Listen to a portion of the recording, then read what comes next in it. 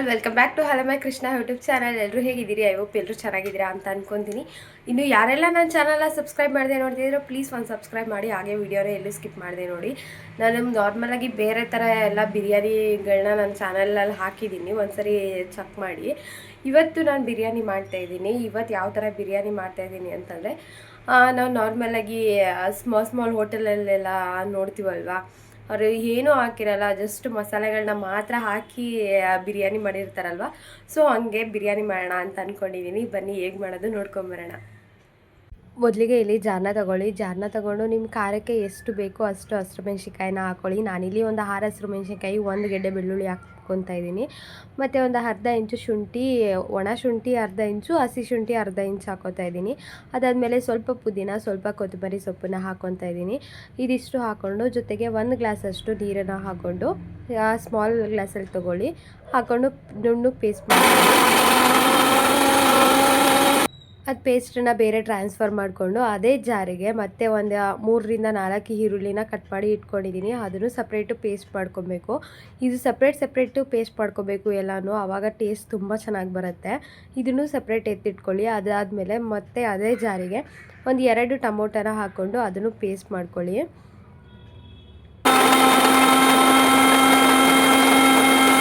ನೋಡಿ, ಈ ಥರ 3 ಪೇಸ್ಟ್ ಮಾಡಿ ಇಟ್ಕೋಬೇಕು. ಸಪ್ರೇಟ್ ಪೇಸ್ಟ್ ಮಾಡಿಕೊಂಡ್ರೆ ತುಂಬ ಚೆನ್ನಾಗಿ ಬರುತ್ತೆ ಟೇಸ್ಟು. ಆ್ಯಕ್ಚುಲಿ ಒಂದೇ ಥರ ಹಾಕ್ಕೊಂಡು ಮಾಡ್ಕೋತೀವಿ ಅಂತಂದ್ರೆ ನಿಮಗೆ ಟೈಮ್ ಇಲ್ಲ ಅಂತಂದರೆ ಹಂಗೂ ಮಾಡ್ಕೋಬೋದು, ಬಟ್ ಡಿಫ್ರೆಂಟ್ ಟೇಸ್ಟ್ ಬರುತ್ತೆ ಅಷ್ಟೇ. ಅದಾದಮೇಲೆ ಗ್ಯಾಸ್ನ ಹಚ್ಕೊಂಡು ಒಂದು ಕುಕ್ಕರ್ನ ಇಟ್ಕೊಳ್ಳಿ.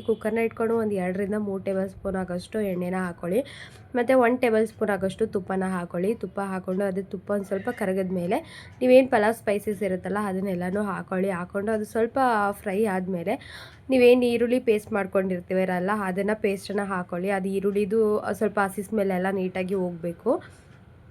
ಆ ಥರ ನೀಟಾಗಿ ಬಾಡಿಸ್ಕೊಳ್ಳಿ. ಫುಲ್ಲು ಎಲ್ಲ ನೀಟಾಗಿ ಬಾಡಿಸ್ಕೊಂಡು ಒಂದು ಸ್ವಲ್ಪ ಎಣ್ಣೆ ಬಿಡ್ತಿದೆ ಅನ್ನುವಾಗ ನೀವೇನು ಹಸಿರು ಮೆಣಸಿನ್ಕಾಯಿ, ಕೊತ್ತಂಬರಿ ಎಲ್ಲ ಹಾಕ್ಕೊಂಡಿರ್ತೀರಲ್ಲ ಅದ್ರ ಪೇಸ್ಟನ್ನು ಹಾಕ್ಕೊಳ್ಳಿ.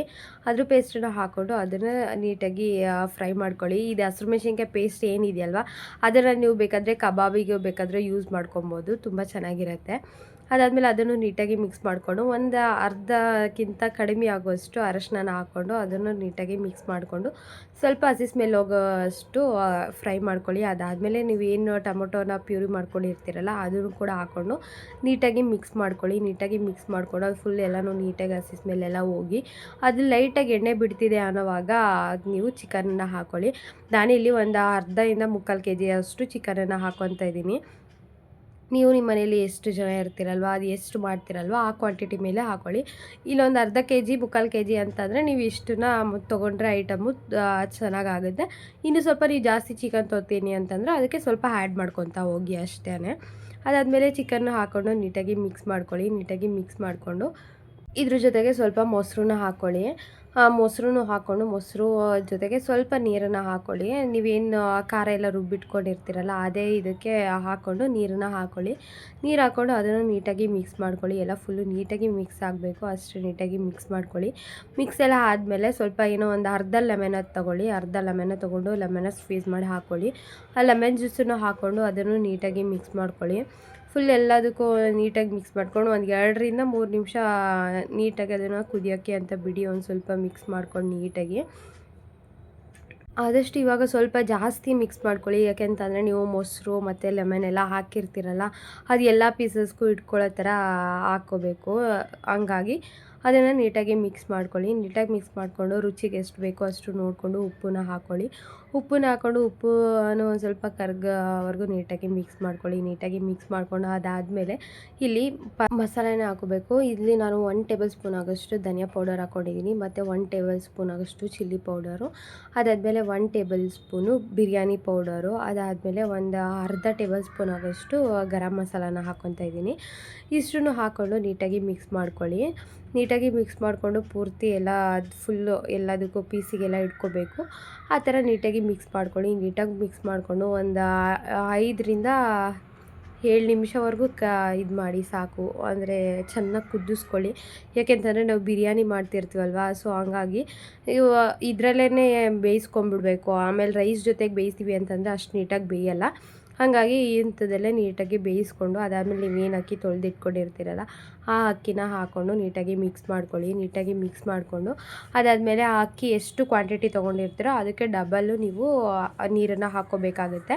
ಅಷ್ಟು ನೀರನ್ನು ಹಾಕ್ಕೊಂಡು ಫುಲ್ಲು ನೀಟಾಗಿ ಎಷ್ಟು ನೀರು ಹಾಕಬೇಕೋ ಅದೆಲ್ಲ ಒಂದೇ ಸರಿ ಹಾಕ್ಕೊಬಿಡಿ. ಒಂದೇ ಸರಿ ನೀಟಾಗಿ ಹಾಕ್ಕೊಂಡು ಅದಾದಮೇಲೆ ಒಂದು ಸರಿ ಮಿಕ್ಸ್ ಮಾಡ್ಕೊಳ್ಳಿ. ಮಿಕ್ಸ್ ಮಾಡಿಕೊಂಡು ಲಿಡ್ನ ಕ್ಲೋಸ್ ಮಾಡಿ. ಅಂತಂದರೆ ವಿಷಲೆಲ್ಲ ಹಾಕಿಸ್ಬಾರ್ದು. ಒಂದು ಸ್ವಲ್ಪ ಕುದಿಯೋಕ್ಕೆ ಬಿಡಬೇಕು. ಕುದಿಯೋಕ್ಕೆ ಬಿಟ್ಟು ನೋಡಿ ಈ ಥರ ಸ್ವಲ್ಪ ಕುದೀತಾ ಇದೆ ಅನ್ನಬೇಕಾದ್ರೆ ಇನ್ನೊಂದು ಸರಿ ನೀಟಾಗಿ ತಿರುಗಿಸ್ಬಿಟ್ಟು ಅದಾದಮೇಲೆ ನೀವು ಕುಕ್ಕರ್ನ ಕ್ಲೋಸ್ ಮಾಡಿ.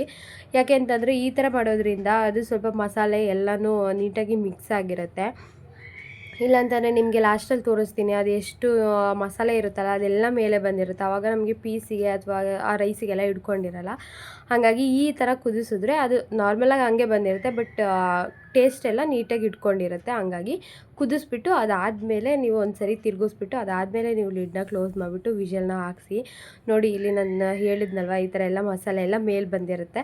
ಹಾಗಾಗಿ ನೀವು ಚೆನ್ನಾಗಿ ಕುದಿಸ್ಬಿಟ್ಟು ಒಂದು ಸರಿ ತಿರುಗಿಸ್ಬಿಟ್ಟು ಅದಾದಮೇಲೆ ಮಾಡಿದರೆ ತುಂಬ ಚೆನ್ನಾಗಿ ಬರುತ್ತೆ.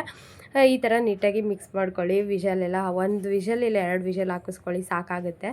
ಹಾಕಿಸ್ಕೊಂಡು ನೀಟಾಗಿ ಮಿಕ್ಸ್ ಮಾಡಿಕೊಂಡು ಅದಾದಮೇಲೆ ನೀವು ಸರ್ವ್ ಮಾಡ್ಬೋದು. ನಿಜವಾಗ್ಲೂ ಒಂಥರ ಡಿಫ್ರೆಂಟ್ ಟೇಸ್ಟ್ ಅಂತಲೇ ಹೇಳ್ಬೋದು. ನಾನು ಬೇರೆ ಬಿರಿಯಾನಿ ಇನ್ನೂ ಹಾಕಿದ್ದೀನಿ ಇದರಲ್ಲಿ ನನ್ನ ಯೂಟ್ಯೂಬ್ ಚಾನಲಲ್ಲಿ, ನೀವು ಚೆಕ್ ಮಾಡಿ ಒಂದು ಸರಿ. ಅದಕ್ಕೂ ಇದಕ್ಕೂ ಎಷ್ಟು ಡಿಫ್ರೆನ್ಸ್ ಬರುತ್ತೆ ಅಂದರೆ ನೀವು ಆ ಥರ ಒಂದು ಸರಿ ಟ್ರೈ ಮಾಡಿ ಮತ್ತು ಈ ಥರ ಒಂದು ಸರಿ ಟ್ರೈ ಮಾಡಿ. ನಿಮಗೆ ಗೊತ್ತಾಗುತ್ತೆ ಡಿಫ್ರೆನ್ಸ್ ಏನಿದೆ ಅಂತ. ಮತ್ತು ರೆಸಿಪಿನ ಹೇಗೆ ಬಂದಿತ್ತು ಅಂತ ಮಾಡಿ ಮನೆಯಲ್ಲಿ ಟ್ರೈ ಮಾಡಿಬಿಟ್ಟು ನನಗೆ ಕಮೆಂಟಲ್ಲಿ ತಿಳಿಸಿ ಹೇಗೆ ಬಂದಿತ್ತು ಅಂತ. ಐ ಹೋಪ್ ಈ ವಿಡಿಯೋ ಎಲ್ರಿಗೂ ಇಷ್ಟ ಆಗಿದೆ ಅಂತ ಅನ್ಕೋತೀನಿ. ಇಷ್ಟ ಆಗಿದರೆ ಪ್ಲೀಸ್ ಒಂದು ಲೈಕ್ ಮಾಡಿ, ಹಾಗೆ ಶೇರ್ ಮಾಡಿ. Thank you all.